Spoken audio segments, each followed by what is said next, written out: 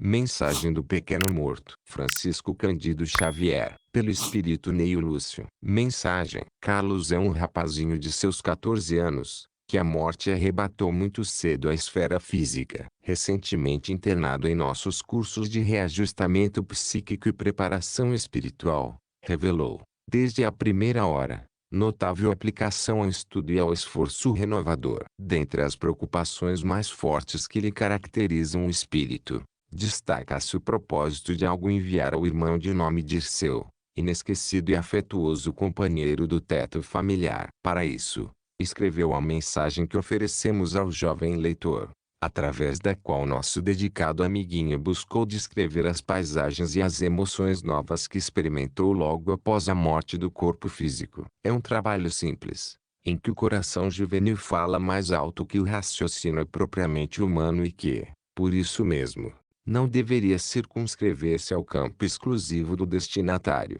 Por semelhante motivo, dedicamos estas páginas singelas aos nossos irmãos mais jovens. Que eles possam colher nesta mensagem carinhosa e fraterna os conhecimentos valiosos do presente, para as construções do futuro, são os nossos votos. Neio Lúcio Pedro Leopoldo, 27 de julho de 1946. Impressões do último dia terrestre. Meu caro Dirceu, escrevo-lhe esta carta para dizer que não morri. Jamais supus me fosse possível endereçar notícias a você, depois de afastar-me do corpo terrestre. Algumas vezes, vi o enterro de crianças e pessoas grandes, da janela grande de nosso quarto, quando observávamos, em silêncio, o carro triste, enfeitado de Flora, conduzindo alguém que nunca voltava. Recorda-se da morte de Osório, o nosso colega do grupo escolar. Nunca me esqueci do quadro enternecedor. Dona Margarida,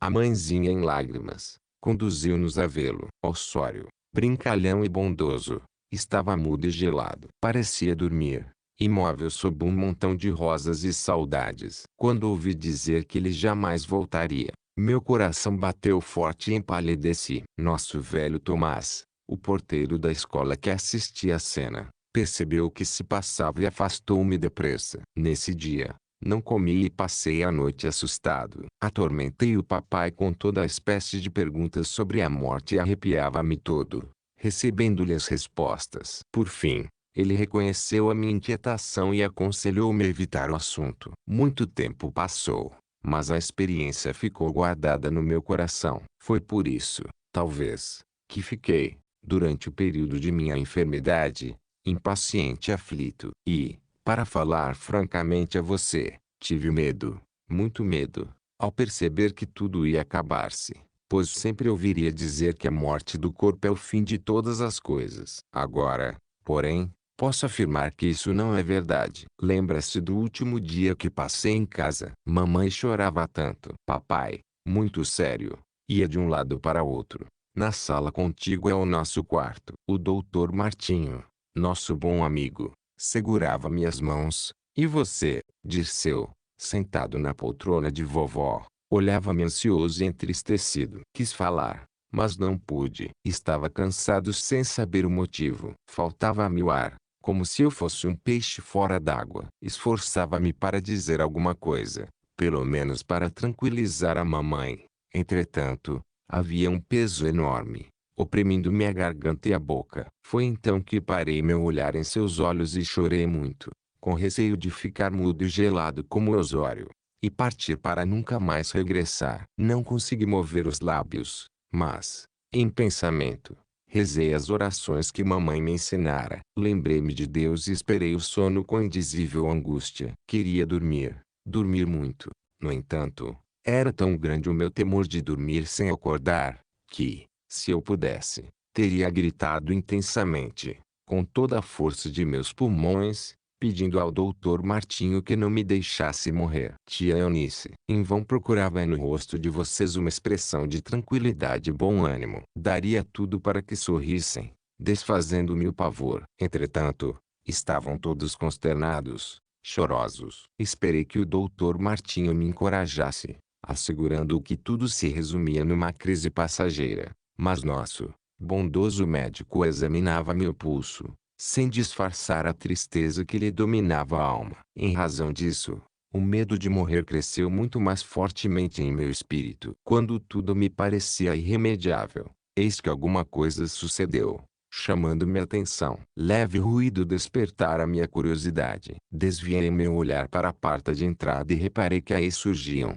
de maneira inexplicável, delicados flocos de substância fosforescente. Esses pontos de luz como que formavam fino manto de gaze tenuíssima, sob o qual tive a impressão de que alguém se movimentava. Segui a novidade, com enorme espanto, quando apareceu, rasgando a leve cortina, uma jovem de belo porte que não tive dificuldade em reconhecer. Era a mesma do grande retrato que mamãe conservava em casa. Era tia Eunice, a irmãzinha dela, que morreu quando nós dois éramos pequeninos. Trajava um vestido de cor verde claro, enfeitado de rendas luminosas. Cercava-se, principalmente ao longo do tórax e da cabeça, de lindos clarões de luz azulada, como se trouxesse uma lâmpada oculta. Seus olhos escuros irradiavam simpatia e bondade sem limites. Tia Eunice entrou pelo quarto adentro com grande surpresa para mim, abraçou mamãe, sem que mamãe a visse,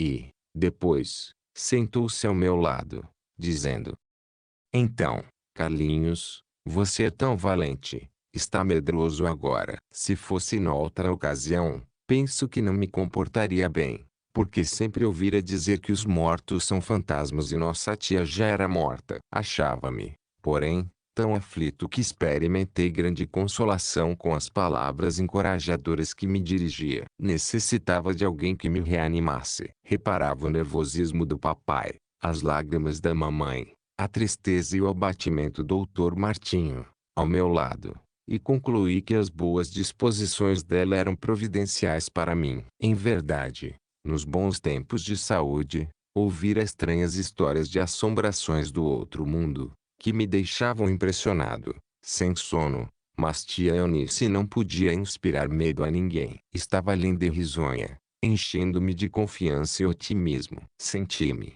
pois, reanimado, embora reconhecendo a desagradável rigidez de meu corpo, que não conseguia mover, nem de leve. O sono bom. Surpreendido, notava que nenhum de vocês fazia caso da presença de tia Eunice, dando-me a impressão de que não na viam, e até Dr. Martinho, que lhe ficava defronte, mostrava absoluta indiferença.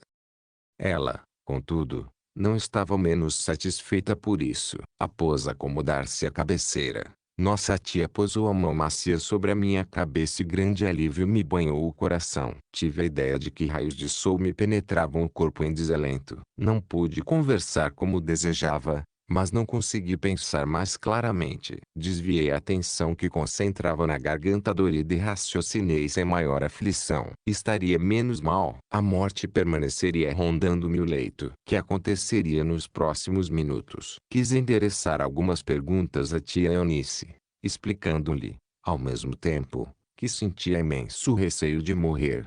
Todavia, meus lábios estavam quase imóveis. Ela, porém, segundo minha observação, percebeu, de pronto, o que me passava pelo cérebro. Sorriu-me, bondosamente, e disse: "Você, na verdade, acredita que alguém possa desaparecer para sempre? Não creia em semelhante ilusão. É preciso tranquilizar-se. Afinal de contas, os dias de dor e as noites de insônia têm sido numerosos." Sorriu, com ternura mais acentuada, inspirando-me profunda confiança, e tornou a dizer: "É necessário que você durma sossegado, sem qualquer inquietação." E como eu lhe ouvisse os conselhos, acrescentou: "Descanse, Carlinhos. Ceda, sem temor, à influência do sono. Velarei por você." Em seguida, passou a mão direita, de leve e repetidamente, sobre a minha cheia de feridas. A transformação que experimentei foi completa. Acreditei que me estivesse aplicando deliciosa compressa de alívio. As dores que me atormentavam, havia tanto tempo, cederam. Pouco a pouco, indizível tranquilidade dominou-me. Por fim, entreguei-me, confiante, aos carinhos de tia Eunice, como me abandonava, comumente, a ternura de mamãe. Logo após, a mão dela, carinhosa e boa, afagou meu rosto banhado de suor, detendo-se docemente sobre minhas pálpebras. Tentei, ainda, olhar para você. Todavia, não pude. A visitante inesperada cerrou-se os olhos, com brandura, e acentuou: durma, Carlinhos. Você está cansado. Nada respondi com a boca. Entretanto, concordei mentalmente, agradecido e reconfortado. Tia Eunice observou-me silenciosa de satisfação, porque, nesse instante, curvou-se e beijou-me. Recordei-me, então, do beijo de mamãe, cada noite, e, em vista do alívio que eu sentia, entreguei-me finalmente ao sono bom. A grande viagem. Ah, disse eu. Não poderia contar-lhe o que então se passou. O sono sem sonhos durou por apenas algumas poucas horas, porque estranho pesadelo passou a dominar-me inteiramente. Parecia-me vaguear numa atmosfera obscura e indefinível. Sentia que mamãe se debruçava sobre mim, pronunciando meu nome, angustiadamente. Observava-lhe as mãos ansiosas,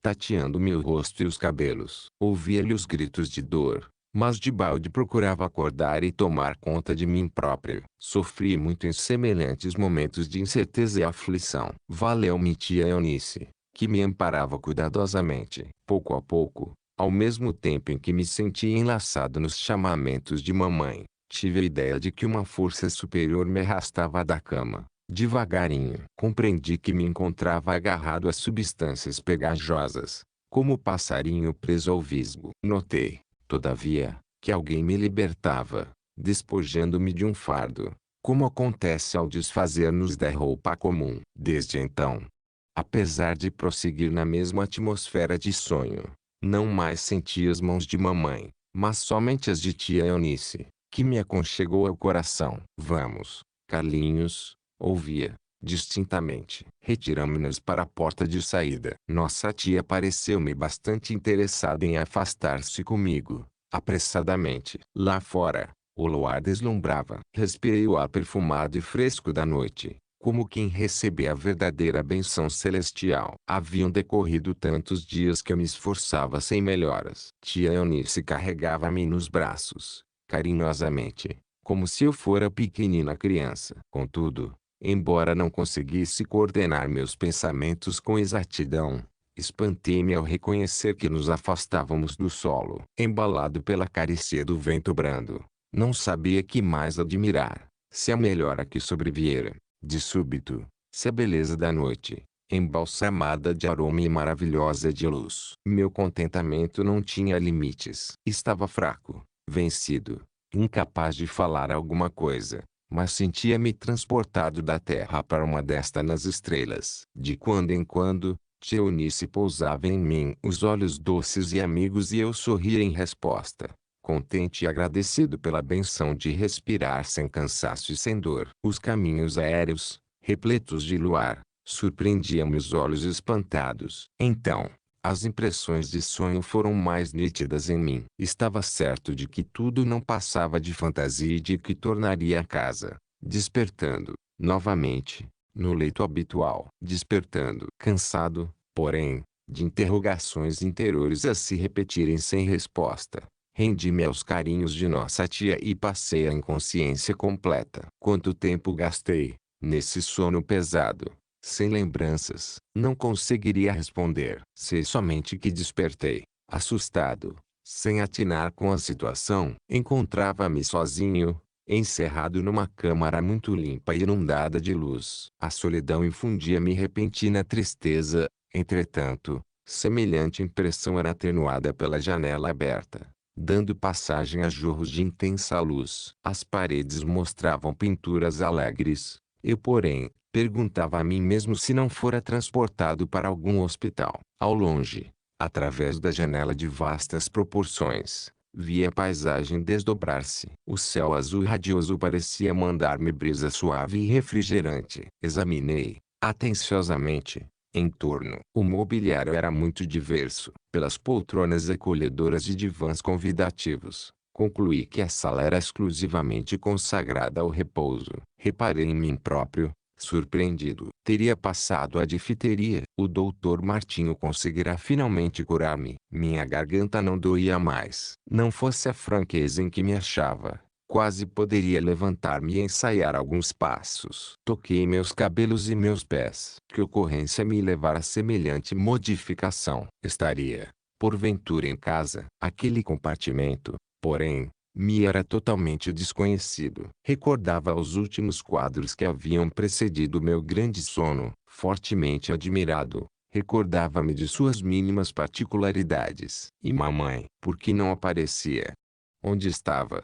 Sem trazer meu abraço carinhoso de felicitações pela convalescença. Relembrando-lhe a ternura das últimas horas de meu corpo terrestre, experimentei funda saudade, com infinito desejo de chorar. Somente então observei que passara longas horas sem dizer coisa alguma. Minha garganta estaria em condições de auxiliar-me. Tentei a prova e gritei: mamãe, mamãe. Logo após uma voz lamentosa ressoou dentro de mim. Bem notei que não registrava com os ouvidos. Parecia nascer de meu próprio coração, dilacerando-o. Era bem a voz de nossa mãezinha, acenando com acento angustioso: Carlos, Carlos.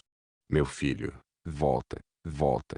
Não me abandones. Antes que se pudesse refletir sobre a nova situação, abriu-se uma porta próxima, dando passagem à tia Eunice, que aproximou-se de mim, sorridente, e, sentando-se ao meu lado, disse-me, na perfeita compreensão do que me ocorria: não se assuste, Carlinhos. Você está presentemente entre nós. Carinho e conforto. Que significava aquela afirmação? Rente a mim, conservava-se tia Eunice, vive bem disposta. Não conseguiria manter qualquer dúvida. Não me encontrava mais envolvido na alucinação ou no sonho. Minha consciência estava lúcida. Intrigava-me, contudo, variadas questões, atormentando-me o raciocínio. Sabia que tia Eunice já havia morrido desde muito. E eu não me encontrava ali, num quadro natural. Tocava meu próprio corpo. Observava paredes imóveis. Aquilo seria morrer. Bastou que eu formulasse tais pensamentos para que ela me sorrisse,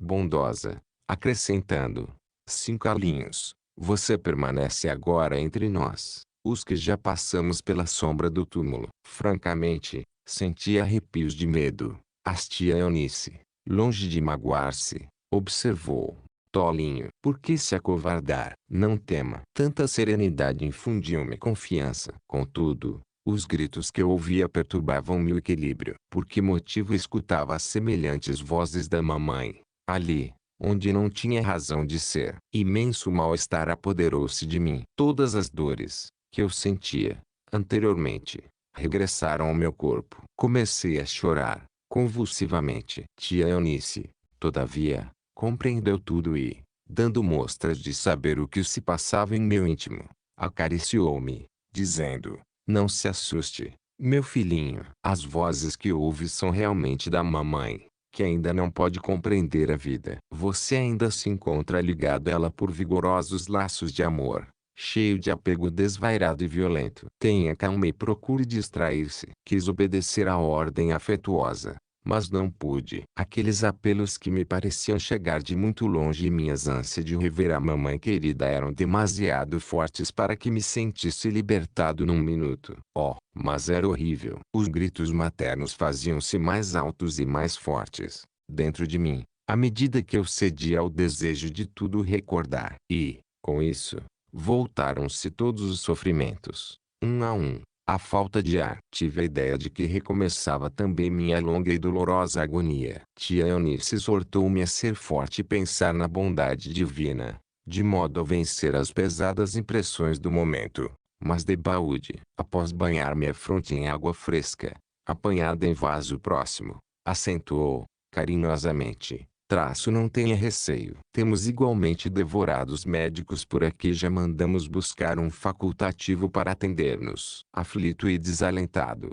comecei a esperar familiares. Enquanto aguardava o médico, tia Eunice, em determinado instante, avisou-me de que iria ao interior buscar os familiares, e saiu, deixando-me entregue aos pensamentos novos que me invadiam a cabeça. Decorridos alguns minutos, abriu-se a porta e nossa tia chegou acompanhada por outras pessoas. A princípio, julguei que fossem muitas, mas eram duas apenas: vovó Adélia e primo Antoninho. Vovó prendeu minha atenção, mais fortemente. Não estava trêmula, nem curvada. Pareceu-me muito mais moça, alegre e forte. Seus olhos, serenos e lúcidos, irradiavam aquela mesma bondade de outros tempos. A surpresa de vê-la, junto de mim, enchia-me de encantamento e satisfação. Que alívio! Lembra-se de quando vovó se retirou da residência, muito mal, para a casa de saúde? Desde então,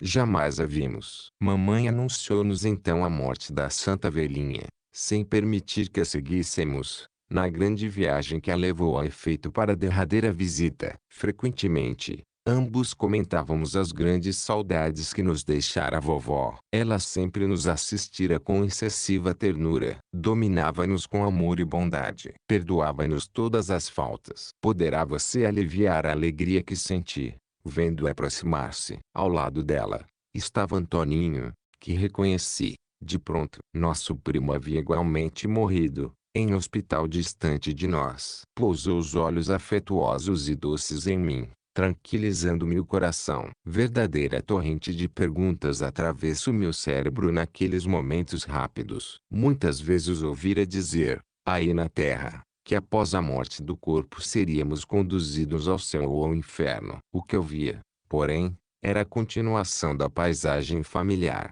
querida e confortadora. Vovó, tia Eunice e Antoninho estavam ali, mais vivos que nunca, diante de mim, desfazendo nosso velho engano de que houvessem desaparecido para sempre na morte. Nossa carinhosa velhinha e o primo abraçaram-me, sorridentes. Vovó chorou de alegria ao beijar-me, aconchegando-me ao colo, como antigamente. Perguntou-me por todos. Lamentou não ter podido acompanhar minha vinda, no que foi substituída por tia Eunice, e declarou que visitaria mamãe na primeira oportunidade. Indagou, bondosa, se você e eu ainda éramos aqueles mesmos pequenos endiabrados que lhe escondiam os óculos para ganhar brinquedos e merendas. Amparando-me nos braços de vovó, tão carinhosa e tão boa, senti muitas saudades de mamãe e chorei bastante. Nossa querida velhinha, porém, consolou-me, explicando que, um dia, mamãe e vocês virão também para o nosso novo lar. O médico. Ainda não havíamos terminado as expansões de carinho e alegria.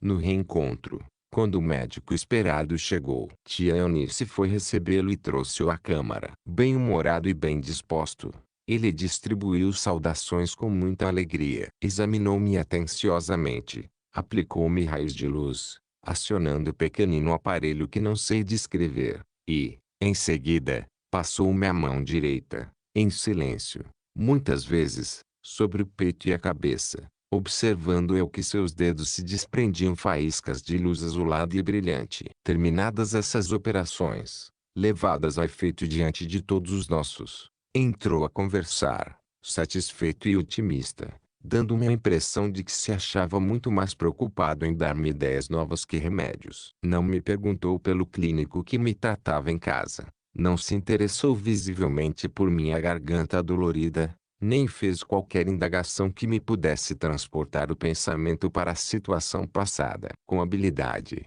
compeliu-me a esquecer a dor e a aflição, distraiu-me com assuntos muito interessantes. Perguntou-me que profissão teria escolhido na Terra, se continuasse entre os espíritos encarnados, e, quando lhe disse algo do meu pendor para avaliação, começou a discorrer de modo tão fascinante sobre o progresso da ciência de voar, que me senti francamente outro, despreocupado das ideias de moléstia e apego inferior ao corpo físico que abandonara. Falava ele como experimentado professor de navegação aérea. Ouvi eu, por isso mesmo, com crescente assombro. Depois de inteligente exposição sobre o tema que tanto me interessava, assegurou-me que conhece o nosso Santos Dumont, prometendo-me outras palestras sobre aviação. Na primeira oportunidade, percebendo que o bondoso médico ia colocar ponto final à conversação, arrisquei-me a perguntar, absolutamente esquecido de minha enfermidade: Doutor, o senhor acredita que poderei continuar estudando aqui? Como não? Respondeu, contente. Ninguém precisa interromper o serviço de educação própria, por se haver privado do corpo de carne terrestre. Espero vê-lo animado e fortalecido, em breve tempo, para estudar e adquirir conhecimentos novos. Essas palavras enchiam-me de estímulo e satisfação. Ao despedir-se, recomendou que eu fosse matriculado no Parque dos Meninos, onde teria os benefícios que me eram indispensáveis. No que vovó Adélia e tia Eunice aqueceram, agradecidas. Quando o médio se foi, notei que deixara de escutar os gritos de mamãe e que as dores haviam desaparecido inexplicavelmente. A vila. Durante alguns dias permaneci no leito de convalescente, combatendo, sob o carinho dos familiares, as impressões nocivas que me dominavam o pensamento. Antoninho, nosso primo, não se demorou mais que um dia ao meu lado. Estava em regime de internato, no Parque dos Meninos,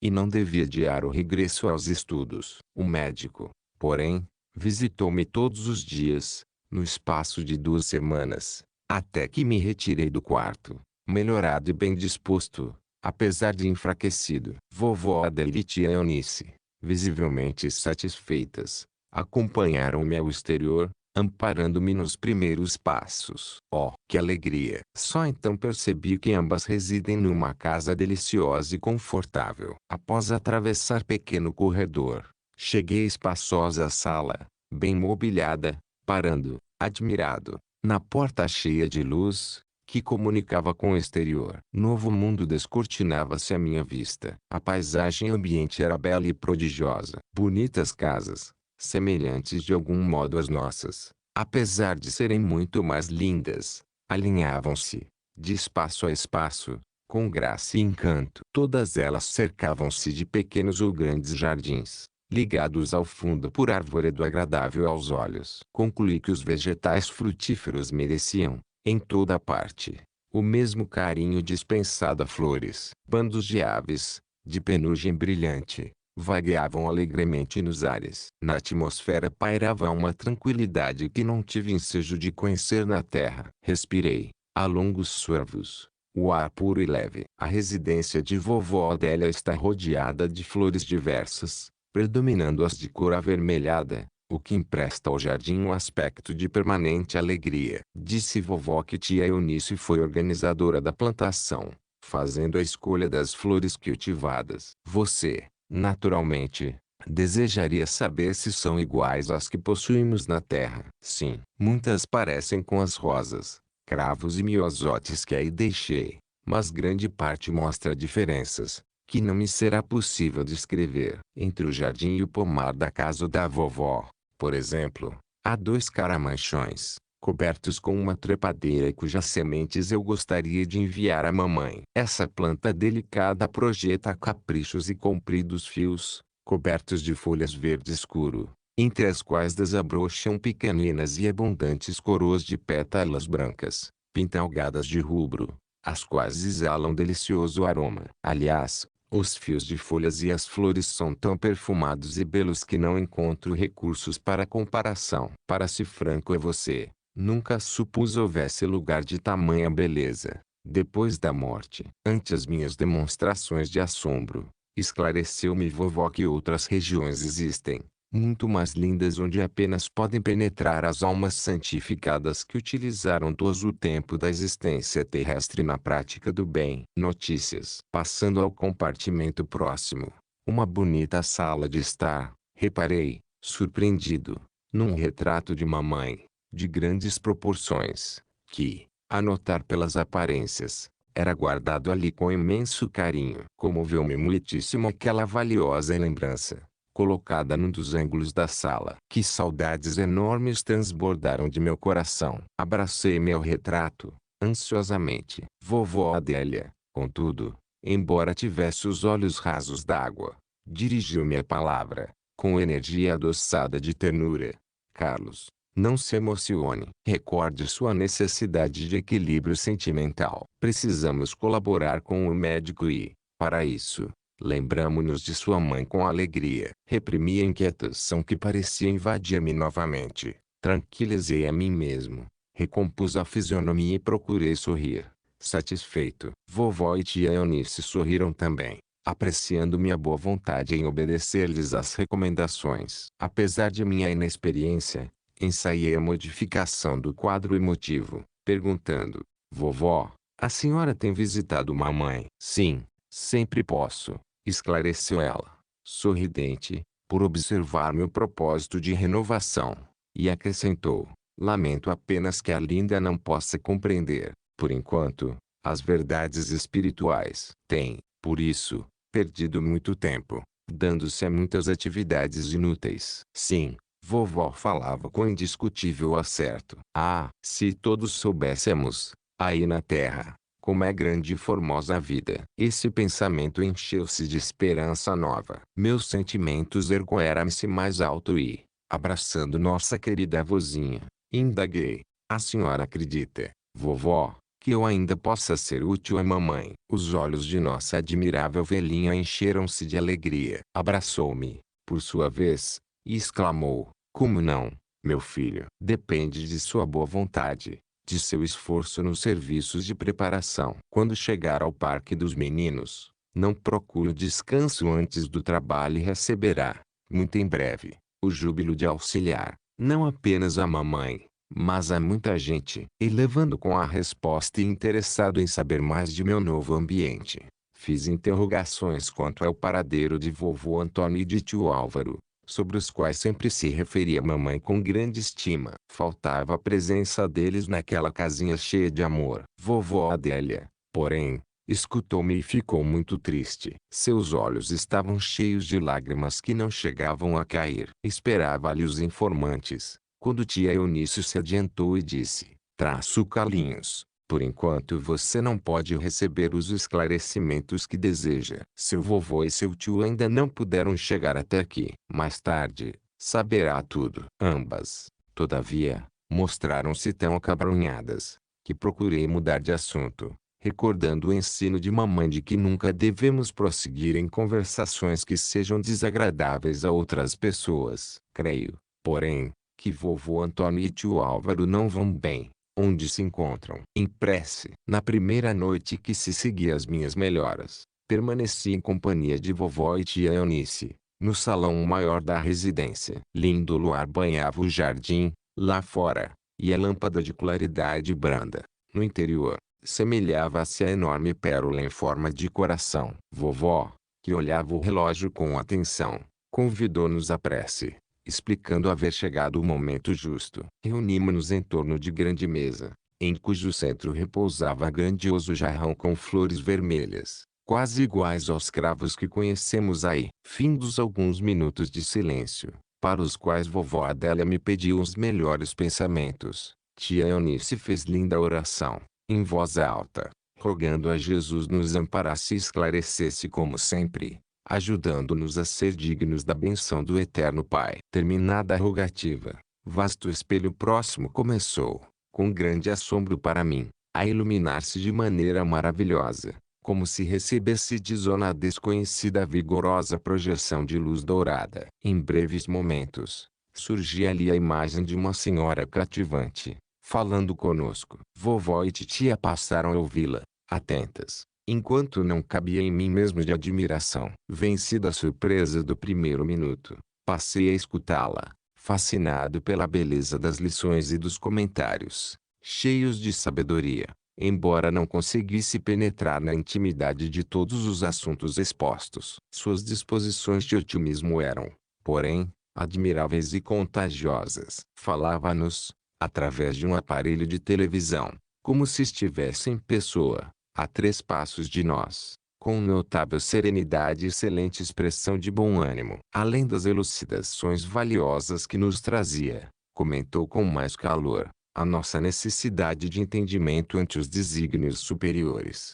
com a firme decisão de nos afeiçoaremos a eles, dentro do espírito de serviço. Esclareceu sensatamente que tudo nos ocorre para o bem, desde em que não estejamos na posição lamentável das criaturas rebeldes e caprichosas. Francamente, ouvindo-a, senti-me encorajado, bem disposto. Tive a ideia de que a visitadora distante irradiava eflúvios de paz que me reconfortavam profundamente o coração, multiplicando-me as esperanças no futuro sublime. Naqueles reduzidos minutos, senti que a minha fé cresceu muito, intensificando, dentro de mim mesmo, o otimismo e a confiança. Quando se apagou a luz dourada no espelho cristalino, tia Eunice informou-me de que, 2 vezes por semana, os lares da vila entravam em contato com elevados instrutores e governantes do nosso novo plano de trabalho, por intermédio dos aparelhos de televisão e radiofonia. Não cabia a mim de alegria confiante. Voltando ao repouso, vovó Adélia notificou-me de que, no dia imediato, seria recolhido ao Parque dos Meninos, de onde escreve exata carta para você. O parque. No dia seguinte, muito cedo, tia Eunice conduziu-me à grande instituição. O caminho oferecia suave encanto aos olhos e indizível contentamento à imaginação. Árvores floridas enchiam a atmosfera de delicioso perfume. Observei que havia atividade em torno de todas as residências por onde passávamos, mas raramente enxergava uma ou outra criança. Comentando a minha estranheza, respondeu tia Eunice que a vila se dedicava quase que exclusivamente aos trabalhos de reeducação de meninos e meninas, procedentes da terra, mas que esses jovens, na maior parte, permaneciam internados no parque, solucionando os problemas que lhes são próprios. Informou-me, ainda, de que somente depois do indispensável aproveitamento espiritual podem as crianças voltar à Terra ou buscar as esferas superiores. Esclareceu que nem todos os pequenos que morrem no mundo são obrigados a transitar por aqui, em vista de existirem meninos de grandes virtudes, os quais dispensam qualquer atividade de retificação. Contudo, a maioria das crianças que chegam da Terra são portadoras de pequenos vícios, reclamando cuidado e ensinamento. Enquanto titia falava, corei de vergonha, recordando a preguiça e a vaidade de que eu gostava tanto. Após agradabilíssima caminhada, chegamos afinal. O parque é lindo. Fui confiado a assistência de um santo velhinho, que se incumbe das crianças recém-chegadas aqui. Como não me encontrava, ainda, suficientemente seguro de mim mesmo, descansei vários dias, à distância do esforço mais ativo. Dispus, assim, de mais tempo para examinar o vasto instituto. Há muitas edificações, situadas entre copadas árvores. Verifiquei grande profusão de flores. Muitas são diferentes das que conhecemos em jardins terrestres e algumas delas têm a propriedade de reter a luz do dia, semelhando-se, de noite, a pequenas estrelas radiantes, caídas do céu. O vento, muito manso, está sempre impregnado de aromas. E não existe um só edifício sem flores em derredor. Há estudos e trabalho intensos. O parque é subdividido em diversas escolas. Colaboram aqui muitos professores e professoras, e tantos meninos aqui se encontram localizados, que ainda não pude calcular o número exato de todos eles. Vejo-os de várias idades e tamanhos, com exceção das crianças que vieram do plano físico com menos de 7 anos, para as quais, segundo me disse um novo amiguinho, há lugares e cursos especiais. Companheiros. Depois de julgado apto para a nova tarefa, passei a figurar numa turma de 28 alunos, todos recém-chegados da Terra. Iniciando-me nas lições, tive oportunidade de conhecer vários desses colegas. A maioria permanente na mesma posição de luta mental em que me encontro. As saudades do lar distante absorvem-nos a quase todos. Recordando os ensinamentos de equilíbrio que recebi de vovó Adélia e tia Eunice, compreendi logo que não deveria chorar. Mas nem todos os companheiros procedem assim. No dia imediato à nossa primeira aula, quando o professor determinou que descansássemos ao recreio, o Abelardo, aluno mais novo de nossa classe, longe de aceitar-nos o convite para um passeio, postou-se na porta de saída, a chorar copiosamente. Miguelino, o mais experiente de nós, aproximou-se dele e perguntou: "Traço então, Abelardo, que é isso?" O interpelado não respondeu, continuando a chorar, angustiadamente. "Já sei", tornou Miguelino, de bom humor. "É saudade de casa, anseio de retornar, não é mesmo?" Sentindo-se compreendido, o companheirinho voltou-se e desabafou: "Sim, estou com saudades de mamãe, muitas saudades de mamãe." Aquelas palavras, pronunciadas com tanta mágoa, cortaram meu coração. Eu estava sofrendo a mesma dor, e, lembrando-me de casa, Custei a dominar as lágrimas que tentavam cair. Miguelino percebeu que todos nós assistíamos à cena, aflitos e saudosos, por nossa vez. Por isso mesmo, dando a entender que se dirigia a todos nós que nos emocionávamos tanto, explicou, paciente: todos sentimos falta dos entes queridos que permanecem no mundo. A dor da distância nos atinge em comum. Entretanto, como poderíamos auxiliar os que ficaram, permanecendo inconformados? Resolveríamos tão grande problema, chorando sem consolo? Afinal de contas, não somos os únicos em semelhante prova. Existem aqui alguns milhares de jovens nas mesmas condições. Sofreram, como eu, a separação de criaturas que lhes eram profundamente amadas. Experimentaram a saudade, a aflição de voltar. Mas compreenderam, enfim, que nenhuma batalha pode ser ganha sem bastante valor moral, e lutaram consigo mesmos pela posse de mais valiosa compreensão. Além disso, não devemos esquecer que os nossos também virão. Precisamos preparar-nos convenientemente, desenvolvendo a nossa capacidade de auxílio, para sermos úteis a eles, no momento oportuno. Peçamos, pois, ao Supremo Pai coragem e forças. Aquela exortação amiga penetrou-nos fortemente o espírito. Abelardo enxugou os olhos, sorriu com esforço e, em breves instantes, nos reuníamos sob a copa de grandes árvores, consolados e entregues a interessantes e úteis conversas. Ensinamentos. Naturalmente, você perguntará como se desenvolvem nossos trabalhos escolares e, de antemão, posso responder-lhe que os serviços dessa natureza, em nossa vila espiritual, são quase idênticos aos de um estabelecimento de ensino na Terra. Temos material didático, em quantidade variada e enorme, inclusive livros e cadernos de exercícios. O sistema de ação dos professores, porém, é bastante diverso. Não somente ensinam, guardam, confortam, orientam. Acho-me, por exemplo, num curso de bom comportamento e retificação sentimental. Noto que os instrutores não se descuidam da parte intelectual propriamente dita, preparando-nos o conhecimento das condições alusivas à vida nova em que nos encontramos. Para isso, valem-se das realizações que já edificamos na terra. Não nos perturbam com revelações prematuras, nem com demonstrações suscetíveis de alterar o equilíbrio de nossas emoções. Tomam, como ponto de partida, as experiências que já adquirimos e ajudam-nos a desenvolvê-las, gradualmente, sem ferir-nos os raciocínios mais agradáveis. Tenho a impressão de que os orientadores daqui recebem-nos os conhecimentos terrestres como sementes dos conhecimentos celestiais. Em razão disso,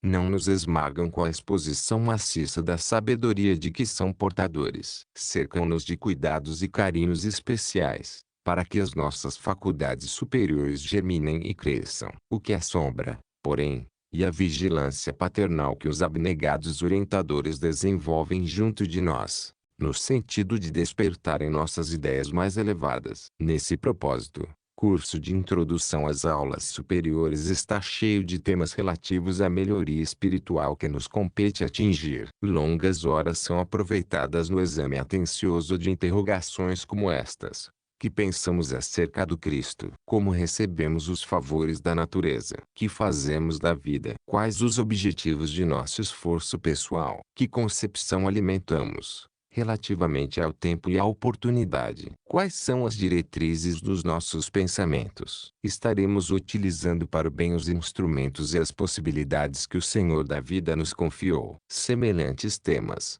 examinados inicialmente por nossos professores, em proveitosas aulas de renovação espiritual, dentro das quais nos confessamos uns aos outros através de comentários serenos e francos, fazem luz sobre nós mesmos, revelando-nos aos olhos da extensão de nossas necessidades, pelo egoísmo, pela indiferença e ociosidade em que temos vivido desde muito nos círculos terrestres. Trabalho. Depois das lições, que são sempre agradáveis e edificantes, somos conduzidos a uma oficina de grandes proporções, onde trabalhamos na composição de material de ensino para os jovens de cursos superiores. Serviço esse que é sempre orientado por sábios instrutores de nossa nova esfera de ação. Atendemos, por essa forma, obrigações com imenso proveito, porque cumprimos o dever que nos cabe, preparando-nos, ao mesmo tempo, para tarefas maiores. Tanta atenção e cuidado deveremos,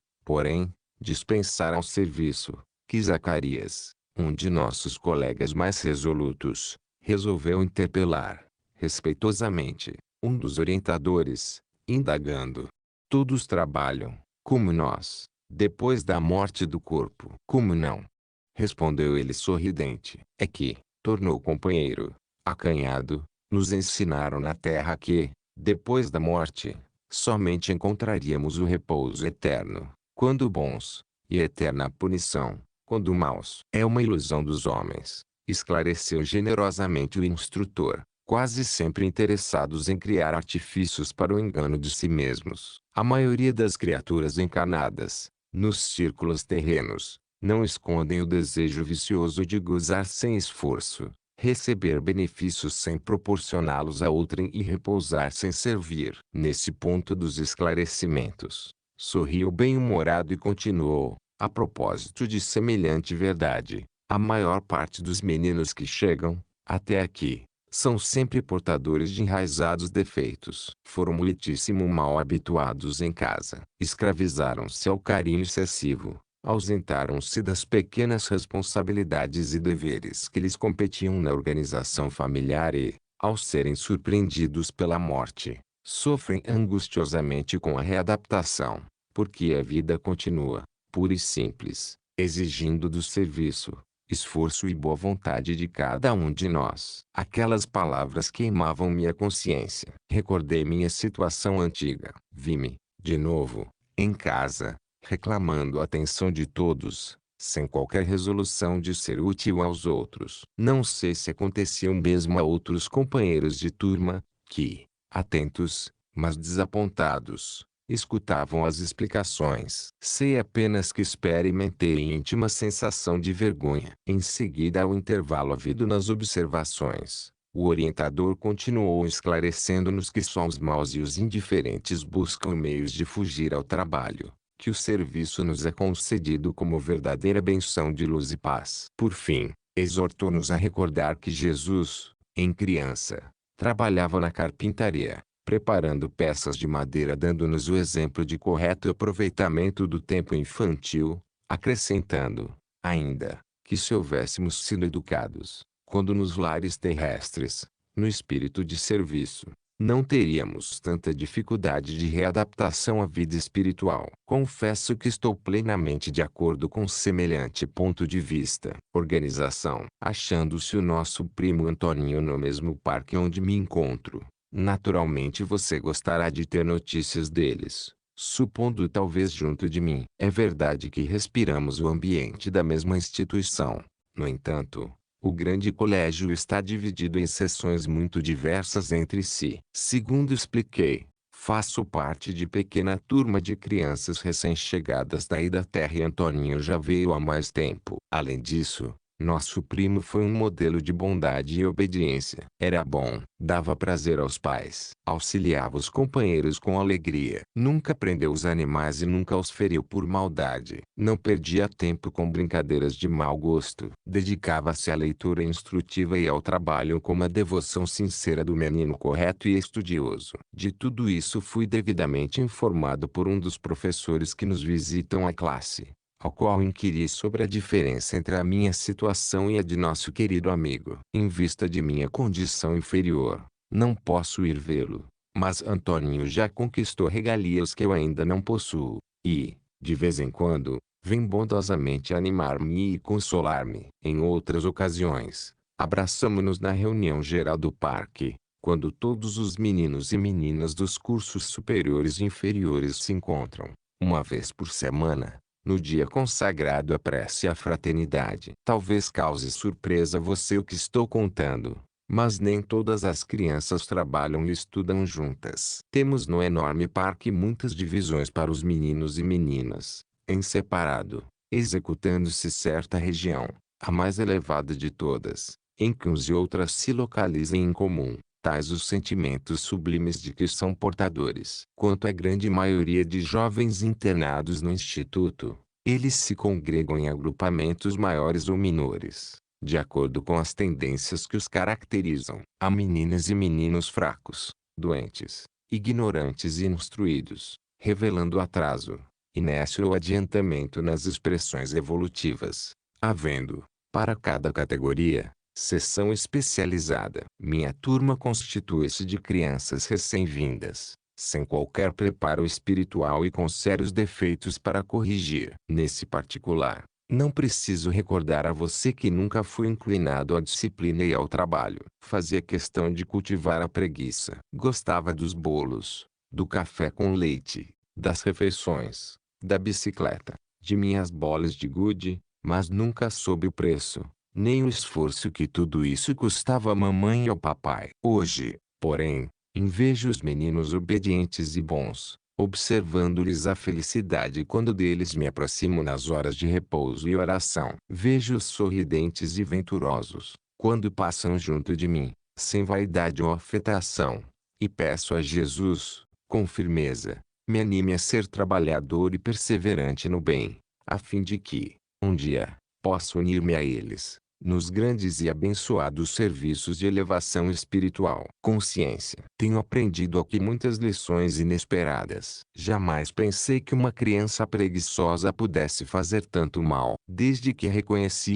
isso, meu irmão, tenho chorado muito. Lembra-se de Bichaninho, o gato de Dona Susana, que eu matei a pedradas. Oh, como me custa contar tudo a você. Aqui, nas aulas do parque, à medida que fui recebendo os ensinos do nosso professor de obrigações humanas, fui recordando minha falta mais nitidamente. O conhecimento de nós mesmos diante do universo e da vida, ao que me parece, acende uma luz, muito forte nas zonas mais íntimas de nosso ser. Com essa claridade misteriosa, minhas recordações dos dias que se foram surgem completas e movimentadas em minha imaginação. É assim que, penetrando o fundo de mim mesmo, revi minha vítima, ouvindo-lhe, de novo, os gemidos angustiosos. Inundada pela luz da verdadeira compreensão, minha visão interior permanecia como que alterada. Comecei a ver Bichaninho, em toda parte. Trazia-o comigo no estudo e no recreio, no serviço e no descanso. Chegou um momento em que eu não pude mais. Gritei com toda a força. Pedi socorro ao professor e aos colegas. Nosso instrutor falava, justamente nesse instante, sobre o amor e a gratidão que devemos aos animais e, dentro de minha consciência, nesse minuto inesquecível, os olhos aflitos do gatinho pareciam procurar os meus, suplicando piedade. Vencido, ajoelhei-me em pranto.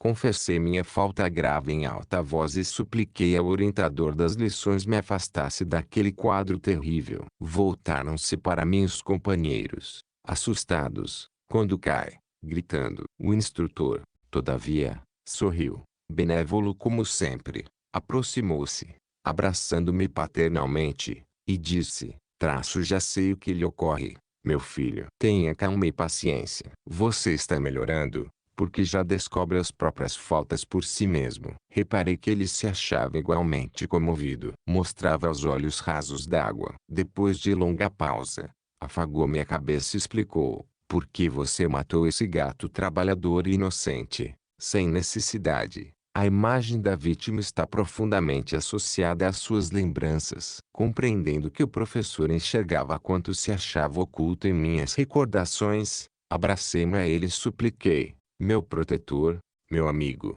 ajude-me por piedade. Ouviu-me com emoção a súplica e compadeceu-se efetivamente de mim, porque impôs as mãos acolhedoras sobre a minha cabeça e orou com sentimento tão sublime, em favor de minha tranquilidade, que senti repentina renovação. Aquelas mãos carinhosas irradiaram intensa luz que me penetrou todo o ser, e aquele banho de energias novas, aliado ao alívio da confissão diante de todos, apaziguou o meu espírito. Reparação. Terminada a prece, recompus a fisionomia, pedindo ao professor me ensinasse o melhor recursos de resgatar o erro cometido por mim no outro tempo. Recomendou-me, então, em preleção que servisse para todos os alunos da classe, aproveitar o ensino e a experiência, dispensando o possível carinho dos animais, que são igualmente criaturas de Deus em marcha progressiva para o aperfeiçoamento, como todos nós. e exortou-me a renovar as recordações daquela hora, com orações fervorosas e sinceros propósitos de nunca mais destruir a vida dos seres frágeis e inofensivos da criação divina. Em seguida, comentou as consequências desastrosas de nossos gestos impensados ou criminosos, que espelham desarmonias e perturbações. Explicou que tem visto inúmeros meninos com os quais se verificou o que ocorria, embora fossem outros os fatos lamentáveis recordados. Lembrou muitas crianças de grande porte, com bastante entendimento, que passam longas horas derrubando ninhos, prendendo aves ou matando-as sem consideração, perseguindo cães trabalhadores ou apedrejando, por perverso prazer, animais úteis e mansos. Esclareceu que todos os jovens dessa espécie experimentam aqui provações bem amargas, sendo obrigados a reparar as faltas que levaram a efeito no mundo, com absoluto menosprezo das respeitáveis determinações dos pais ou dos bons conselhos das pessoas mais velhas. Desde então,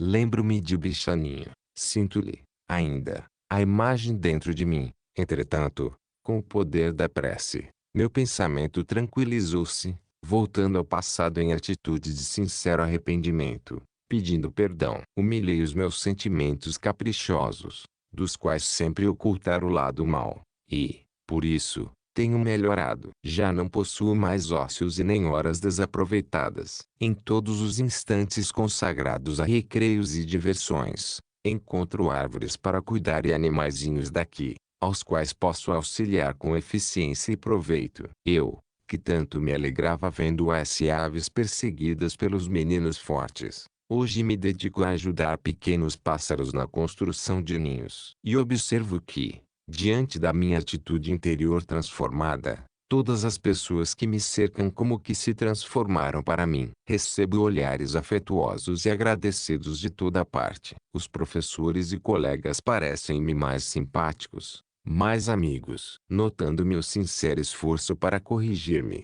ninguém me falou do gato apedrejado. O episódio triste foi esquecido bondosamente por todos. Devo às árvores e aos passarinhos, aos quais me tenho consagrado nos últimos tempos, as alegrias que me enchem o coração. Tenho quase certeza de que Bichaninho me perdoou a maldade. Sinto que fiz a paz comigo mesmo e creio que, se eu voltasse presentemente para casa, seria melhor filho e melhor irmão. Oh, Dirceu, nunca atormente nem mate os animais úteis e inofensivos. Tendo chorado muito para reparar o erro que cometi. Prêmio. Na semana última, terminei o primeiro ano de minha permanência no parque e devo assinalar que recebi valioso prêmio de grata significação para mim. Trabalhei, esforçando-me quando que possível para ser disciplinado, com aproveitamento das lições. Nos 10 últimos meses, gastei as horas de recreio em serviços de proteção aos animais, que passaram a querer-me bem.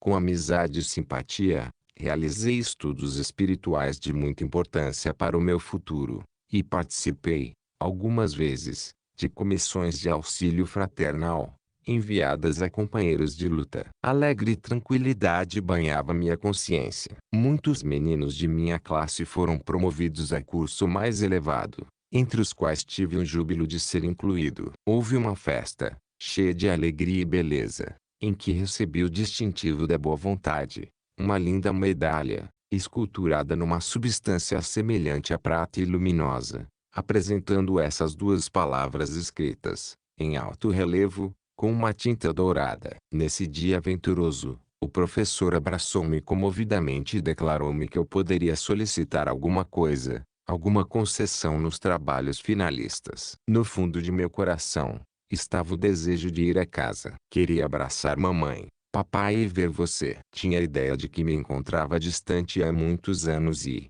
por isso mesmo, recebi a notificação com imensa alegria. Respondi, ansioso, que, se me fosse permitido rogar algum contentamento maior que o de ser promovido à categoria superior, pediria para visitar o lar terreno, a fim de abraçar os entes amados de meu coração. O instrutor, porém, afagando-me delicadamente, ponderou que eu ainda não possuía as forças precisas para semelhante cometimento. Ave frágil, não dispunho de penas para voo tão arrojado, mas acrescentou que o meu desejo seria atendido em parte. No dia seguinte, fui notificado de que veria mamãe, apenas mamãe, por alguns momentos, numa instituição piedosa situada nas regiões mais próximas daí. Logo após, numa linda noite, acompanhado de tia Eunice, a cujos cuidados me deixou orientador, fui ao encontro de nossa mãezinha, numa casa grande e bonita, onde havia intensa movimentação de espíritos amigos já distanciados do corpo carnal. O que foi essa hora divina? Não poderei descrever. Mamãe foi trazida por uma senhora iluminada e bela. Parecia mergulhada numa indefinível admiração que a tornava perplexa. Parecia não ver a senhora que a amparava, maternalmente, e, ao aproximar-se de nós, não percebeu a presença de nossa tia, ao meu lado. Quando pousou os olhos sobre mim, reconheceu-me e gritou meu nome muitas vezes. Atirei-me, chorando de júbilo, aos seus braços e estivemos assim, unidos em lágrimas, durante todos os minutos reservados ao reencontro. Por fim, a generosa mensageira que a trouxera aproximou-se de mim e falou: "Basta, meu filho. Alegria também pode prejudicar os que ainda se encontram no corpo." Em seguida, retirou mamãe, devagarinho, como quem cuida de uma pessoa doente. Voltei, então, ao parque, junto de tia Eunice, com uma esperança nova a banhar-me o coração. A bondade de Deus não nos separa as almas para sempre. Conclusões. Agora, meu irmão, que devo endereçar essa carta, envio a você um abraço afetuoso, esperando que minha experiência possa ser útil ao seu coração. Não se julgue, dentro da vida, como alguém que nunca prestará contas dos atos mais íntimos. Tudo o que praticamos, Dirceu, permanece gravado no livro da consciência. O bem é a sementeira da luz, portadora de colheitas sublimes de alegria e paz, enquanto que o mal nos enegrece o espírito, como tinta escura que mancha os alvos cadernos escolares. Ouça a palavra esclarecedora de nossos pais, os primeiros amigos que a bondade divina colocou a portas de nossa vida terrestre, e nunca despreze os bons conselhos recebidos. A nossa natureza, quase sempre, reclama a ternura e compreensão dos que nos cercam, mas a nossa necessidade de preparação espiritual exige luta e contrariedade. Nem sempre aprendemos o necessário, recebendo demasiadas carícias. Por isso mesmo, na maioria das ocasiões, precisamos do socorro de advertências mais fortes. Não seja, pois, rebelde à orientação do lar. Em suma, Dirceu, seja bondoso, fraterno, aplicado ao estudo e ao trabalho. Conserve amizade sincera aos livros. Faça-se amigo prestimoso de todas as pessoas, ainda quando não possa você ser compreendido imediatamente por elas. Não descreia da boa semente, embora a germinação se faça tardia. Não maltrate nem persiga os animais úteis ou inofensivos. É muito lamentável a atitude de todos aqueles que convertem a vida terrena num instrumento de perturbação e destruição para os mais fracos. Seja bom, Dirceu, profundamente bom, verdadeiro e leal. E creia que todos os seus atos nobres serão largamente recompensados. Agora, meu querido irmão, devo terminar. Beije por mim a mamãe e a papai. Estou certo de que um dia nos reuniremos, de novo, no grande e abençoado lar, sem lágrimas e sem morte. Até lá, conservemos, acima de todas as dores e incertezas, nossa fé viva em Deus e a nossa suprema esperança no destino. Adeus. Receba muitas saudades do seu afetuoso. Fim.